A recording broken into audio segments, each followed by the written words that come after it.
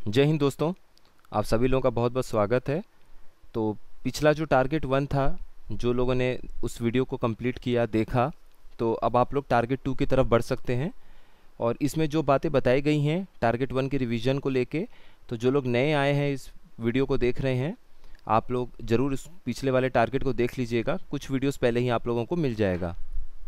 तो देखिए, अब जो नया टारगेट अपना है अगले एक हफ्ते का, तो कल से शुरू हो रहा है 19 से। आप चाहें तो आज से भी स्टार्ट कर सकते हैं उसे अपना टारगेट बना के। तो जो मॉडर्न हिस्ट्री हमारी कंटिन्यू हुई थी, उसको अभी आपको आगे रखना है। 20वीं सदी से ही हमने शुरू किया है। 20th सेंचुरी को पहले हमें कंप्लीट करना है, और उसके बाद जैसे जैसे एग्ज़ाम नज़दीक आएगा तब हम फैक्चुअल चीज़ों पे ज़्यादा फोकस करेंगे, क्योंकि वो थोड़ा सा एग्जामिनेशन के पहले उसे देखना ज़रूरी होता है। तो टारगेट वन जो है उसको रिवाइज़ कर लीजिएगा फिर से। अगर आपके कुछ उसमें कुछ टॉपिक रह गए हैं तो फिर से उसको कंप्लीट करके, और ऐसे शॉर्ट नोट बना सकते हैं या उसको अंडरलाइन कर सकते हैं कि तुरंत अगर आपको अब एक हफ्ते के बजाय 2 दिन में कहा जाए, एक दिन में कहा जाए, तो आपको उसको रिवाइज़ कर लेना है, क्योंकि बहुत बार रिवाइज़ करना है। तो आप लोगों को उसमें इंपॉर्टेंट पॉइंट जो भी लगे उसको अंडरलाइन करते चलिए, नोट करते चलिए।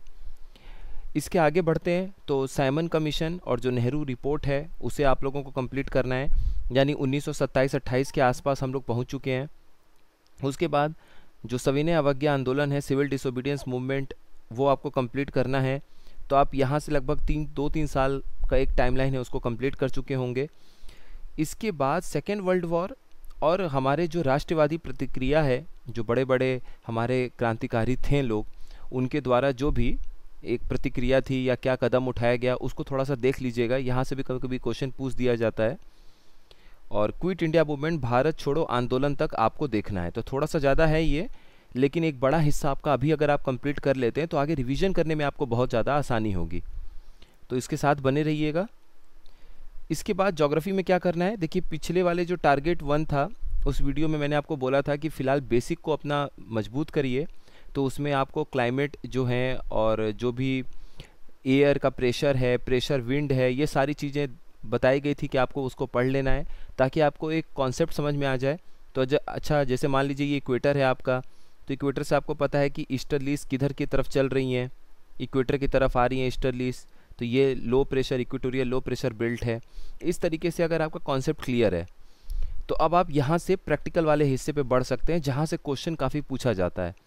तो इसमें आपको सारा नहीं देखना है एक बार में, वो बहुत ज़्यादा हो जाता है।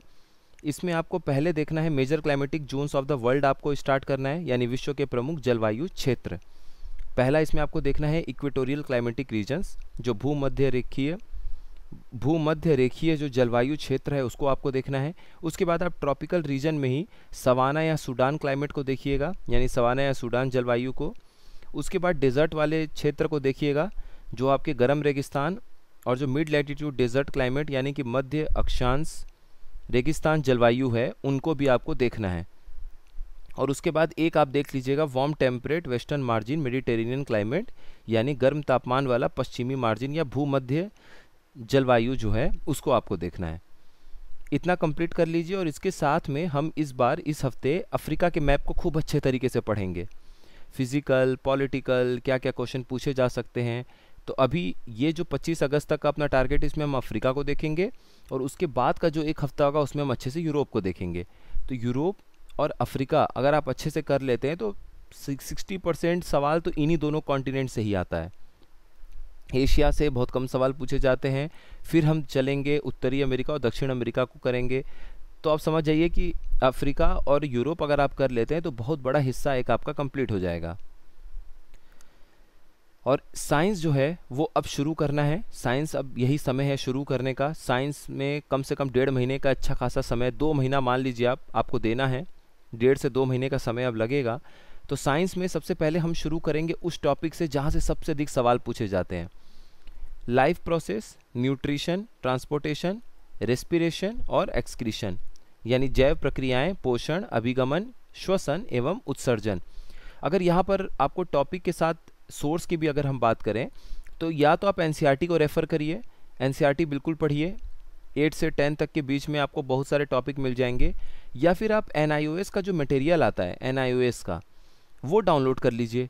वो ग्रुप में भी, जो जय स्टडी का वनडे एग्ज़ाम ग्रुप है, उसमें शेयर कर देंगे पीडीएफ। तो जिनके पास है आप वहाँ से देख लीजिएगा या फिर वहाँ से डाउनलोड कर लीजिएगा।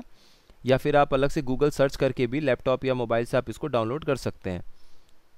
या फिर अगर आपने पहले से एनसीईआरटी पढ़ रही है तो एनसीईआरटी रिवाइज कर लीजिए। जिन्होंने एनसीईआरटी अभी तक नहीं पढ़ा है उनके लिए मेरा सजेशन होगा कि आप एनआईओएस का मटेरियल पढ़िए, वो भी अच्छा है।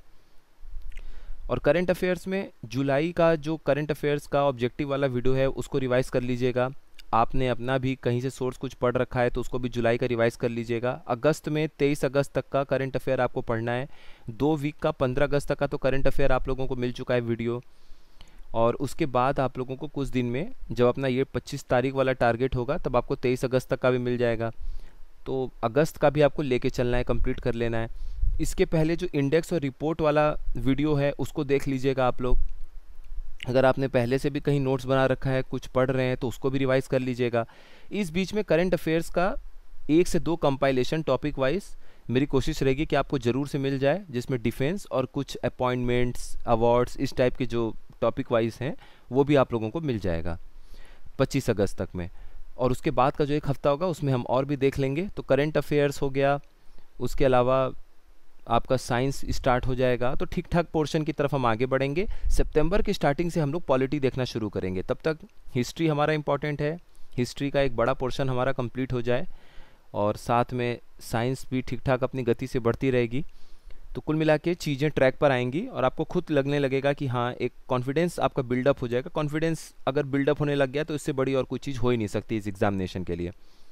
तो इतने टारगेट हैं, अगर आप लोग चाहें, आपने कोई टारगेट रखे हुए हैं तो ठीक है, वरना अगर आप चाहें तो इस फ्लो के साथ आगे बढ़ सकते हैं। इतनी चीज़ों को आप देखिए और इसकी पीडीएफ को शेयर कर देंगे ग्रुप में, वहाँ से आप लोग डाउनलोड कर लीजिएगा। अब देखिए मैप का जो है, इसमें अफ्रीका का जो मैप है, मैप पे वीडियो आप लोगों को 1-2 दिन में मिलने लगेगा। मैप का वीडियो आप लोगों को अच्छे से बता देंगे। और ये जो टॉपिक आपके सामने दिया हुआ है इसके अंदर भी छोटे छोटे जो पॉइंट हैं वो भी नोट करके आप लोगों को अब से बताते चलेंगे। तो इससे ना आप लोगों को ये आइडिया लग जाएगा कि इस बड़े टॉपिक के अंदर भी छोटे छोटे कौन कौन से टॉपिक हैं जो हमसे कहीं छूट ना जाएं, या मान लीजिए कोई क्रूशियल इन्फॉर्मेशन है वो भी हम लोग जल्दी जल्दी रिवाइज करते चलेंगे। तो कुल मिला के चीज़ें अच्छी लगेंगी आप लोगों को, कॉन्फिडेंस बढ़ेगा। तो चलिए मिलते हैं नेक्स्ट इन्फॉर्मेटिव वीडियो में। अपनी पढ़ाई आप लोग जारी रखिए। कोई डाउट है, किसी टॉपिक में आपको कोई दिक्कत आती है तो कमेंट बॉक्स में ज़रूर पूछ लीजिएगा, या भी बता दीजिएगा कि इस टॉपिक को कैसे करना है या क्या दिक्कत आपको आ रही है, तो उसको लेके कुछ आप लोगों के लिए करते हैं उसमें। फिर आप सभी लोगों का बहुत बहुत धन्यवाद।